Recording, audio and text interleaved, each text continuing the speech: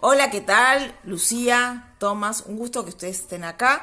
Me gustaría que me cuenten un poco su historia, cómo se encontraron con esta maravillosa chica, Debbie.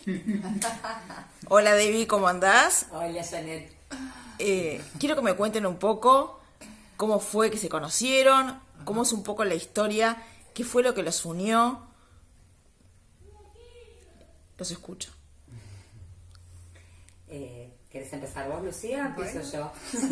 Bueno, yo el año pasado, creo, en enero, puede ser, yo escuché que habrá una marcha de la vida en Heidelberg,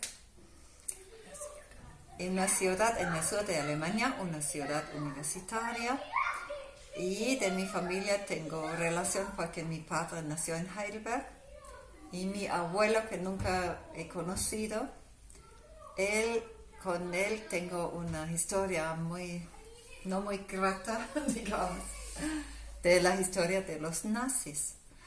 Y mi abuelo falleció antes de que se conocieran mis padres, entonces yo nunca he conocido, solamente conozco historias, conozco cosas que habían dicho de mi abuelo.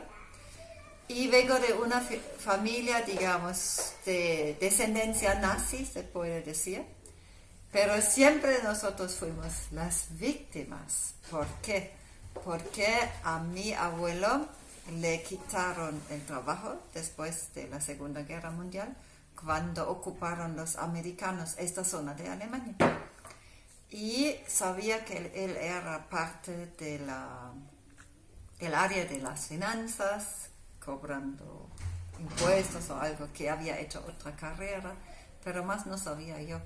Y mi familia siempre dijo que nosotros somos la víctima porque los americanos nos quitaron el trabajo del abuelo y nos echaron fuera de la ciudad. Este fue lo que yo sabía. ¿En qué ciudad creciste? Heidelberg. ¿Dónde creciste? ¿Ahí creciste en No, Heidelberg? yo nací en Heilbronn. Este es entre Heidelberg y Stuttgart, se puede decir. Pero esta historia se cambió cuando yo recibí un expediente de lo que había hecho mi padre, digamos, en este tiempo de la Segunda Guerra Mundial. Lo llamaron a la guerra 43 con 19 años. Y mi abuelo llevaba un expediente más grande, digamos. Pero todo eso es a raíz de que nuestro pastor de Tübingen, que es el fundador de la Marcha de la Vida, nos estaba como empujando. Ustedes tienen que buscar lo que es la verdadera historia de su familia, ¿no? De sus antepasados. Y ahí empecé desde 2007 de buscar en un archivo que hay en Berlín, donde alguien puede tener información, por ejemplo, cuándo llamaron mi papá a la guerra o en qué área estaba y todo eso. Recibí solo muy poco porque mi papá estaba en el área de la aviación, entonces solamente tenían la fecha cuando lo llamaron a la guerra y después solamente cuando ha tenido unos cursos, digamos, pero nada más porque ellos quemaron toda su documentación, ¿no? Pero además era joven. Sí. Fue pocos años que estuvo Sí, en la guerra.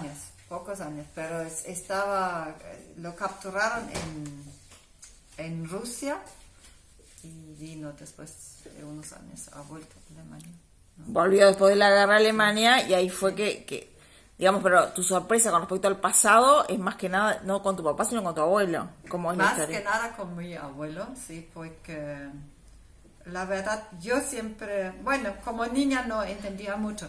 De lo que mi papá contaba de la guerra era que él estaba como al lado de un campo, pero yo no entendía, como niña de 7, 8 años, no entendía mucho. Y siempre dijo que vinieron los niños a las rejas y pidieron su plato y dijeron, Pan, Kochgeschirr putzen.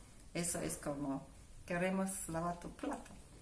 Y que él dejaba siempre un poco de sopita para los niños. No me daba mucho pensamiento de lo que sucedió, pero más adelante, con más de 50 años, me daba cuenta que era justamente al lado de un campo de concentración. Porque ¿Tenés ahí- idea de cuál era? ¿De qué campo era? No directamente. Pero él estaba en Mähren y la verdad no es muy lejos de Auschwitz. Esta zona donde era de entrenamiento, como de aviación de la guerra. Tal vez Pero fuera. no, la verdad yo trataba de buscarlo por internet, no lo he podido aprobar. Si era así o si fue otro campo tal vez. Que sí, que ¿cuándo fue en el momento de tu vida que quisiste buscar buscar para atrás? Eso fue a partir de 2007, ya tenía 44 años. Con 44 años. Pero la aprobación de lo que había hecho mi abuelo, eso tenía 10 años más tarde, la verdad. No, 2013. ¿Cuándo te enteraste de lo que había? ¿Cuándo te enteraste de quién era tu abuelo? Cuando yo lo tenía por escrito. Cuando logra investigar. Cuando logré tener realmente la información verdadera, digamos. Yo por internet he buscado un montón de cosas, encontraba muchas cosas de lo que han hecho los que trabajaron en finanzas, ¿no? Con los extra impuestos para los judíos y todo eso, pero mi mamá, por ejemplo, una vez me dijo por teléfono, ay, pero tu abuelo tenía el manto de la SA. Yo casi me caigo del asiento. Como si fuera lo más normal del mundo, pero a mí nunca me lo dijeron y para mí era totalmente sorpresa. Y cuando yo recibí este expediente, ahí sí, muchas cosas que yo ya investigué por internet, por lo que hay en el común, se aprobó todo eso, ¿no? Que era parte de la SA, que por eso se quedó siempre en la ciudad Heidelberg, que era como los que guardan los barrios, ¿no? Que él sabía exactamente en qué casas vivieron los judíos. Estaba ahí seguramente cuando deportaron los judíos a Gurs, eso es en el sur de Francia. A este campo los mandaron desde Heidelberg. Y también en la quema de la sinagoga. Él había hecho otra capacitación o otra carrera bajo del régimen de Hitler para todo el área de finanzas y él subió la escalera, se puede decir, de su carrera hasta que él era inspector de finanzas. Y cada ley que salió en contra de los judíos, digamos, los judíos ya no pueden tener sus radios, ya no pueden tener sus cámaras, ya no pueden tener sus máquinas de escribir, ya no pueden tener sus bicis. Cada uno tenía que poner en práctica, ¿no? Buscando, pidiéndole las cosas.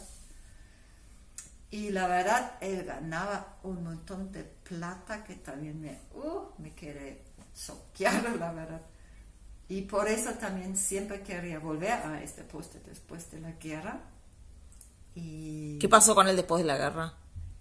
los americanos que ocuparon esta área de Alemania, en el sur de Alemania, en Baden-Württemberg, lo limpiaron la ciudad de los nazis, eso se puede decir.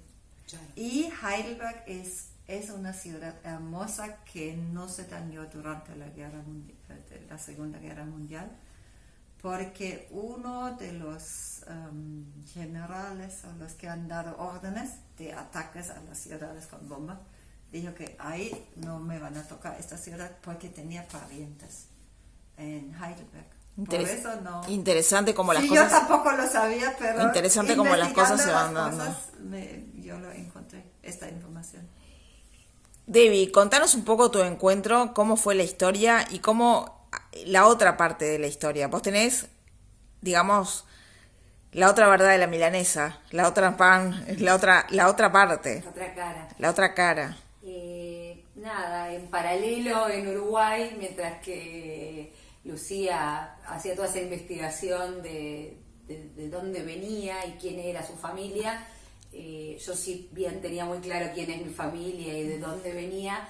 También tenía esta inquietud de, querer saber más de la historia de mis abuelos, ¿no? Todos mis abuelos, como los de todos nosotros, son inmigrantes, todos escapados de Siria, de Rusia, de Alemania. Bueno, cómo habían llegado y conocer más de su historia mientras estaban vivos todavía.